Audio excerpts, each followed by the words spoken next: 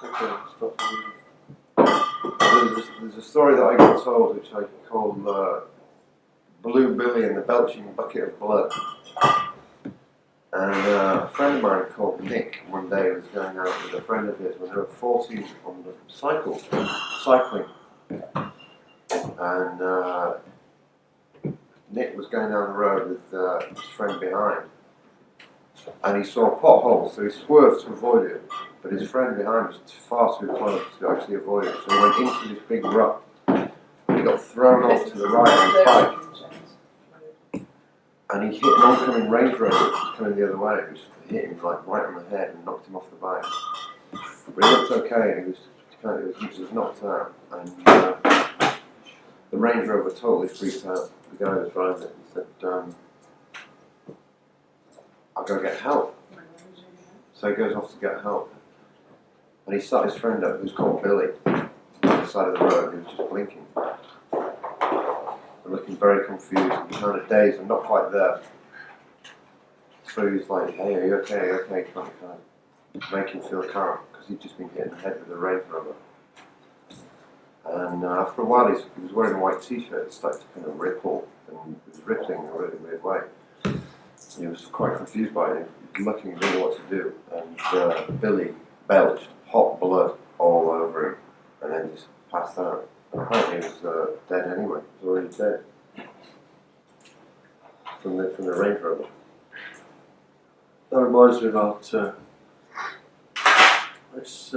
my doctor told me that one night he was on call, and about 2 o'clock in the morning this call came from the police, and they said, "We want you to come and certify this body dead."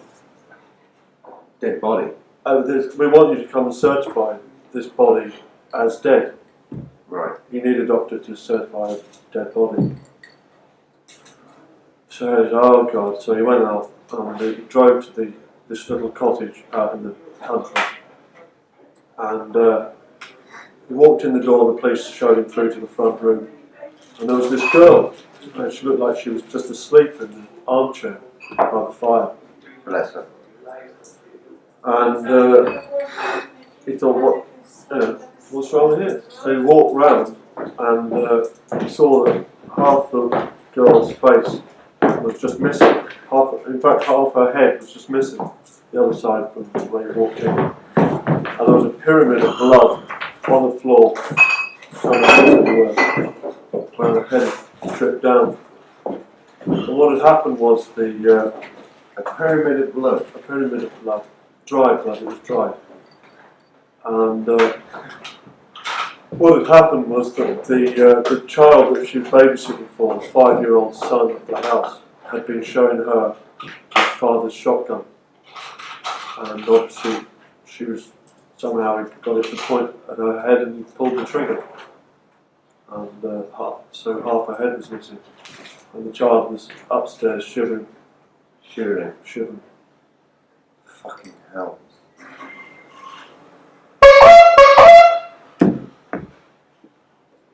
A girl that my sister used to go to school with told me a story about.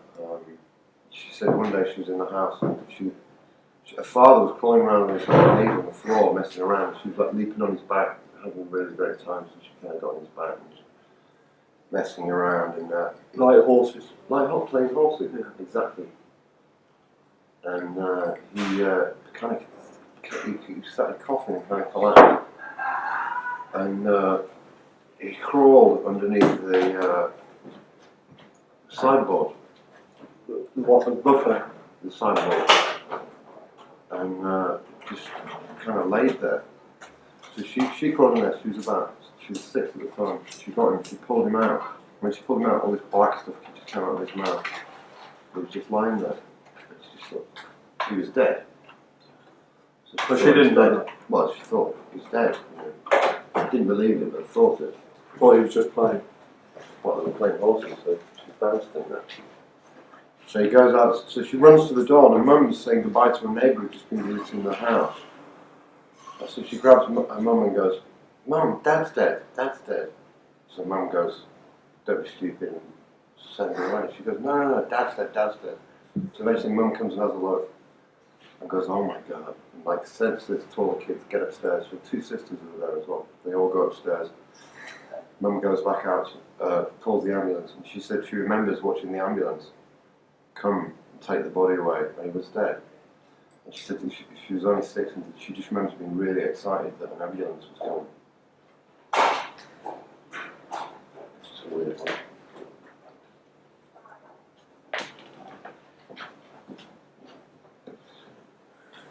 There was this old married couple near where my mum and dad lived. And at one point the wife said to the husband, we're not having sex anymore.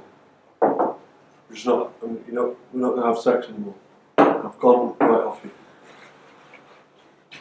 And the husband said, okay, a bit upset, but carry on. And to get over it, he completely immersed himself in his work, which was he had a coach building business.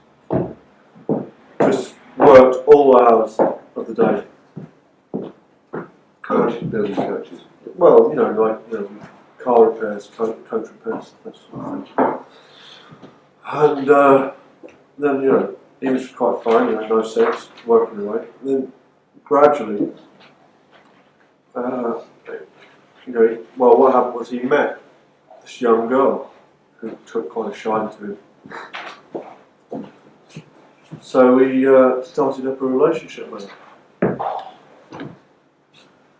And then the wife started to notice that the husband was coming in the evening, getting washed, putting on aftershave, getting dressed up, and going out. So she started to think, what's going on here?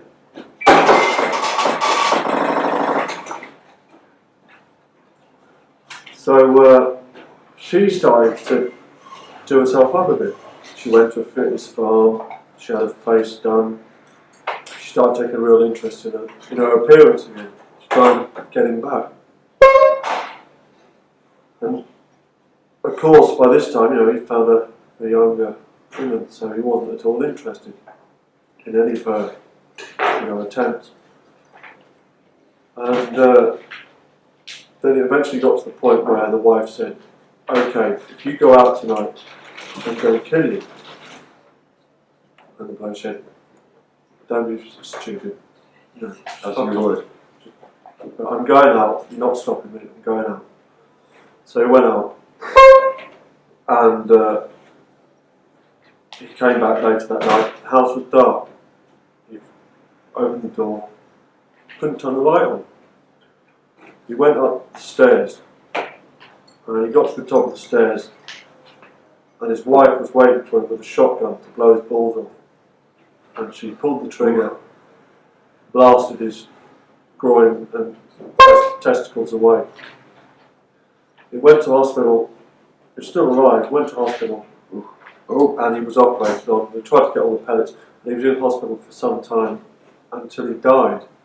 The reason he died was that they left some bullets inside, and he got gangrene, internal gangrene. So they tried to get, her lawyers tried to get her off because she didn't kill him, it was just negligence on the surgeon's part. So whose fault was that then, the surgeon? Well, she was bonkers, really. Yeah. I don't know.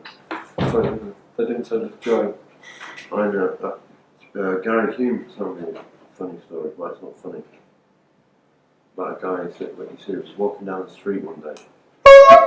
Actually, it was a friend of his. It wasn't him, it was a friend of his. Was walking down the street when they were on some course, doing a little kind of art course or something. And this friend of his was walking down the street over one of the bridges in London. And they passed somebody who was trying to cross over the bridge. Just as they passed them, at the corner of their eye, they saw the person step out. And then just heard a gunshot, a fucking gunshot. So they turned around and they got hit by an Arctic, and they said the truck. Oh, An artic lorry. Oh, right. Articulated lorry. Yeah. Short for articulated. And went over this guy, over his chest, and you just saw his head, and it's also got up in the air, and his guts spew out of his mouth. And then I had to go in to do this course, and this guy was like, Guts spewed out as well. Yeah, it went over his stomach. Guts came out of his mouth. Horrible. The same doctor that told me the other story, he told me that he had to go to this other scene where another girl was babysitting in another house, but this house had a pool and it was a daytime babysitting. It was two families with 2 kids each had gone out. The mother, 2 sets of parents had gone out for the day and left this babysitter with 2 sets of children, young babies, from 3, 4, 5-year-olds. Young. Young, yeah. And they had a pool, swimming pool, and the babysitter fell asleep on a lilo. She was lying on the lilo in the middle of the pool. She fell asleep. It was a sunny day, and she was woken up by the sound of the parents' cars coming back, and parents came round and said, "Oh, hi." And she looked round, and there were all 4 babies face down in the pool around her, dead. Negligence. It's a fucking terrible story. And my brother told me one. So when he was at work, and he's not into that kind of thing at all. What kind of thing? Horror.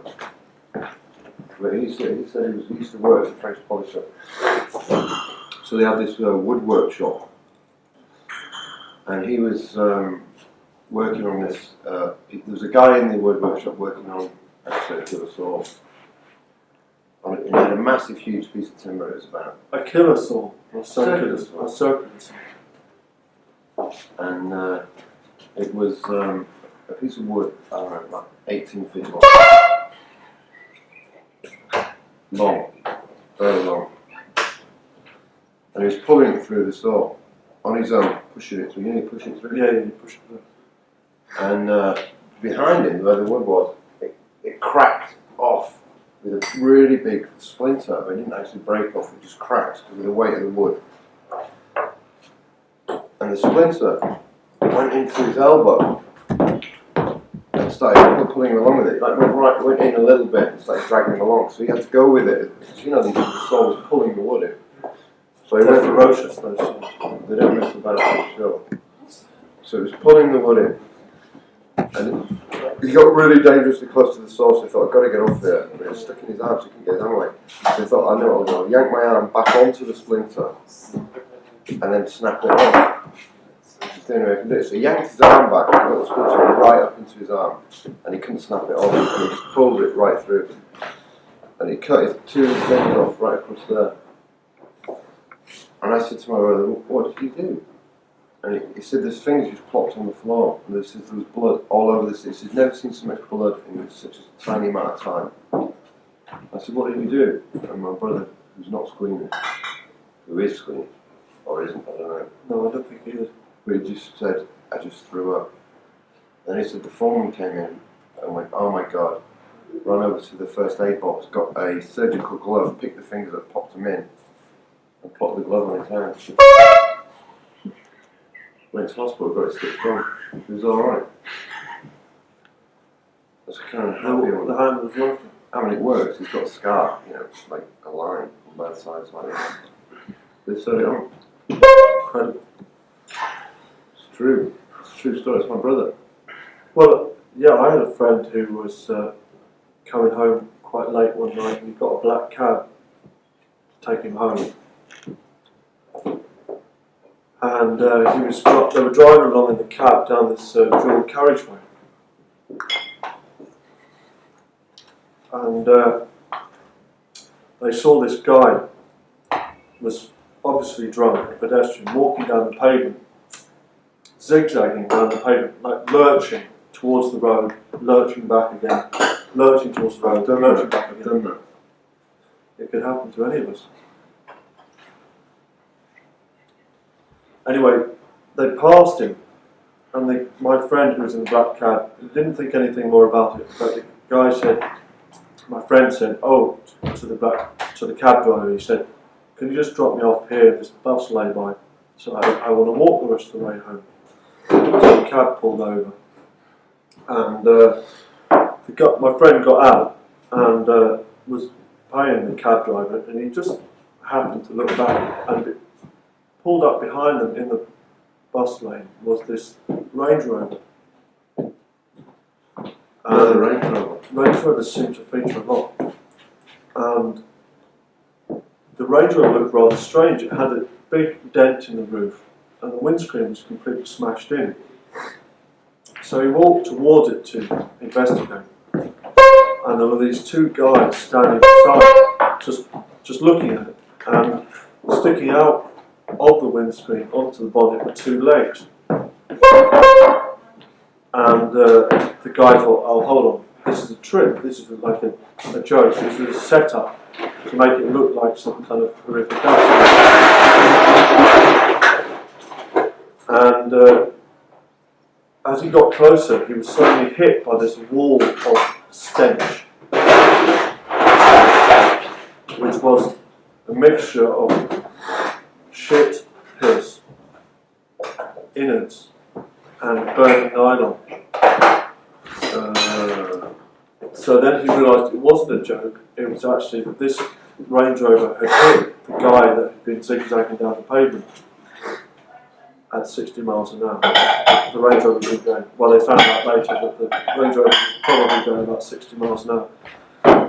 And so what happened was the guy being hit by the Range Rover, gone flying through the windscreen, gone flying between the front two people sitting in front of the Range Rover, and his head had ended up underneath the back seat, and his legs were out in the bonnet. But the legs were quite different. One leg was like a bag of raspberries that had been split open from the top of the thigh to the ankle, just a big bag of raspberries. And the other leg had been truncated at the knee, so that it was all pink and frothy. It was all pink and frothy. So everybody was standing around wondering what to do. The police had been called frothy, and then this little old lady came down the road and she said, "Here, what's going on? There's a leg 200 yards up the road." The other leg, the missing leg. The missing leg. And he saw the court plans afterwards, and there was the plan of the whole road for a stretch of 400 yards with an indication: left sock, left shoe, right shoe, trousers, Range Rover, leg, body. Fucking hell.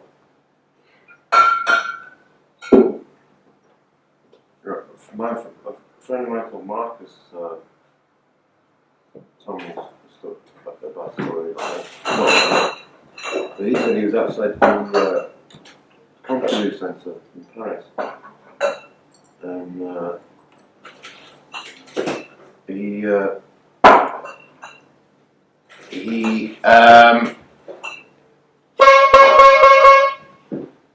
said he was just like minding his own business, enjoying himself, and he just heard a bang like a gunshot. It's just like a fucking gun going off. I can't believe it. So and then a crowd gathered. It's like the middle of the day, big crowd. So he ran off over to the crowd, as you would.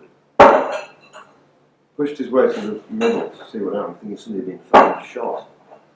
And there was just a very, very red and kind of bruised guy lying face down, splat. Red and bruised. Yeah, I mean, kind of like he'd been, well, I mean, he jumped on the Pompidou Centre.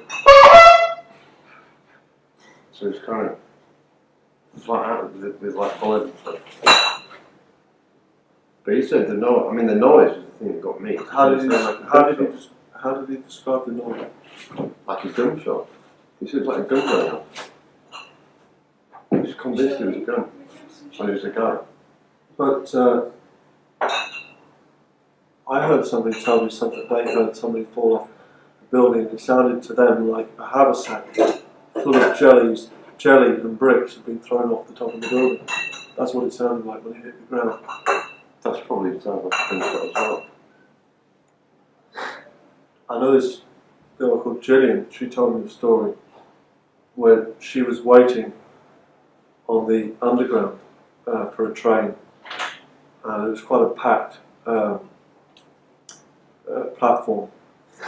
And this guy that was standing right next to her, just as the train was coming in, he jumped.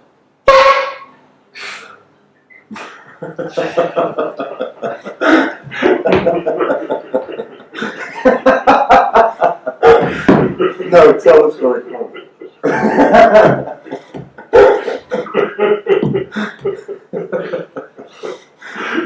Go on, no, I'm serious, tell me the story. She was very upset by it. Just tell me the story. So he jumped.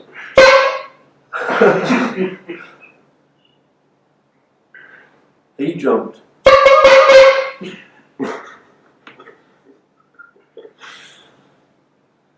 He jumped.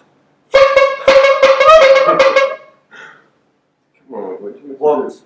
He jumped once. Right. And obviously the train driver tried to put his brakes on, but he hit him. And always do that. so after some time, they pulled the train back, and this guy was lying there. And she said, he was cut in half up here. That's not my heart. Well, as near as damn it. And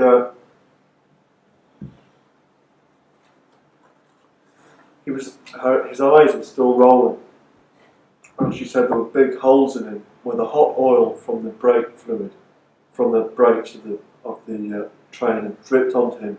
And there were just big holes all the way through, and was still rolling his eyes.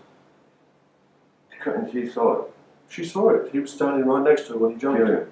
Gillian.